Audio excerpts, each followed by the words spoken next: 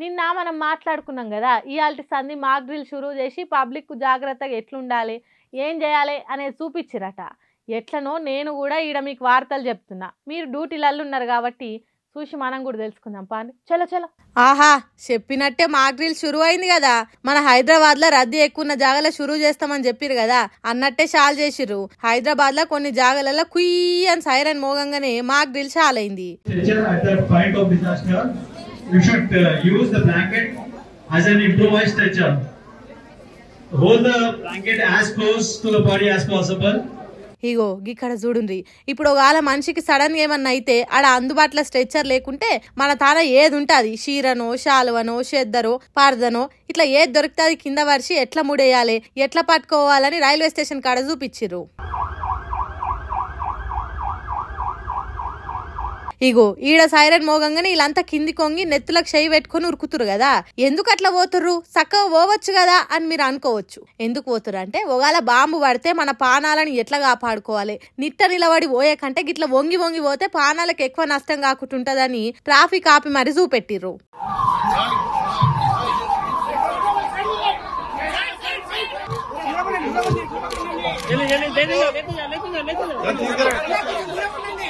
ఈడ గోల్కొండలైన మాక్ డ్రిల్లా అపార్ట్మెంట్ల నుంచి ఎట్లా బయటపడాలి, చిన్న పోరలు పెద్దోళ్ళుంటే వాళ్ళని ఎట్లా దొలక రావాలి, ఎవరికన్నా ఊపిరి ఆడక కింద మీద చేస్తే సిపిఆర్ ఎట్లా చేయాలని చూపిస్తే ఇక్కడ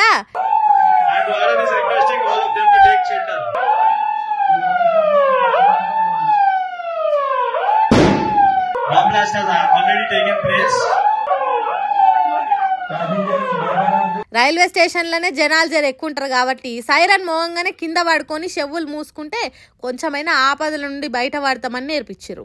ఉత్తమన హైదరాబాద్లోనే కాదు, అటు మహారాష్ట్ర ముంబైలో కూడా ఇట్లా కింద వండుకొని చెవులు మూసుకొని దెబ్బలు తాకినట్టు యాక్టింగ్ చేసుడు అన్ని చూపించారు. ఇట్లనే దేశం మొత్తంలో 244 జిల్లాలల్లా సైరన్ మోగి మాక్ డ్రిల్ ఎట్లా చేయాలనో నేర్పించారు.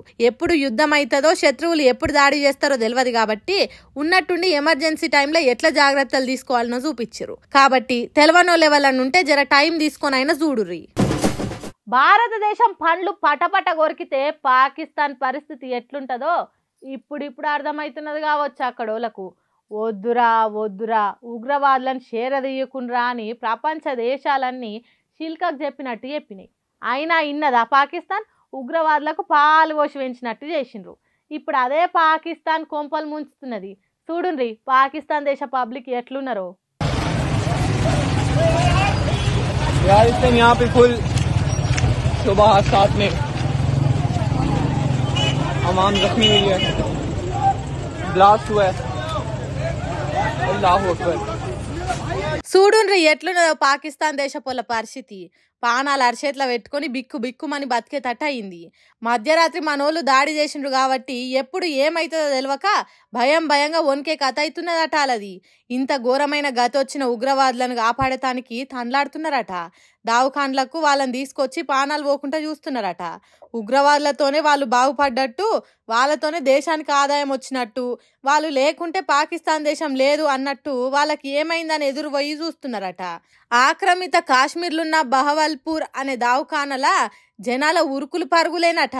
వాయ్యో వామ్మో అని మొత్తుకుంటున్నారట. ఇగో ఇక్కడ ఇట్లుంటే ఇక్కడ చూడుండ్రి ఎట్లుందో.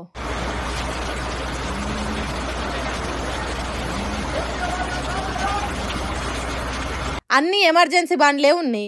ఎప్పుడు మన సైన్యం బాంబు వేస్తుందో ఎక్కడ వేస్తుందో అని చుచ్చు పోసుకున్నట్టు భయపడుకుంటానే ఈ బందోబస్తును తయారు చేసుకుంటున్నారట. మరి ఇంత పెద్ద ఏర్పాట్లు ఆ దేశ పబ్లిక్ ను కాపాడుకునే తానికో లేకుంటే ఉగ్రవాదులకు ఏమన్నా అయితే వాళ్ళను కంటికి రెప్పతీరు కాపాడుకునే తానికో తెలియదు కానీ భారతదేశం దెబ్బ కొడితే నిద్రలో కూడా కలవరిస్తున్నట్టు అవుతున్నదట పాకిస్తాన్ కు. అందుకే ఏ గడి ఎట్లుంటుందో అని గిట్ల సిద్ధమవుతున్నారట.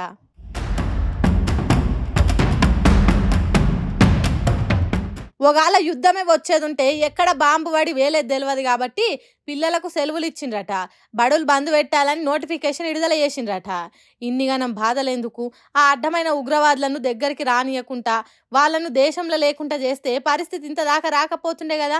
ఎంత దీనమాయ పాకిస్తాన్ అని అనుకుంటున్నారట ఆ దేశ ఉగ్రవాద ముచ్చట్లు తెలిసిన కడమ దేశ పబ్లిక్.